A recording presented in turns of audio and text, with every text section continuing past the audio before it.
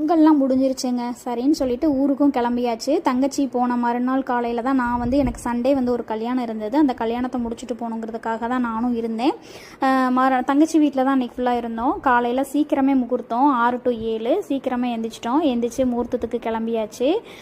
வீட்டுக்கு வெளியில் பார்த்திங்கன்னா அழகாக மல்லிகைப்பூ அழகாக பூத்துருந்ததுங்க. சரின்னு சொல்லிட்டு அதை வந்து பறித்து காரில் இருக்கிற சாமிக்கு வைக்கலான்னு சொல்லி தான் பறிச்சிட்டு இருந்தேன். இது ஒரு வகையான மல்லிகைப்பூ பார்க்கவே அழகாக இருந்தது வித்தியாசமாக. கல்யாண வீட்டுக்கும் வந்தாச்சு. வந்து முகூர்த்தம் ஒன்றும் ஆரம்பிக்கல. நாங்கள் போகும்போது சாத்திரமெல்லாம் பண்ணிகிட்டு இருந்தாங்க. நாங்களும் உட்காந்து பார்த்துட்டு இருந்தோம்.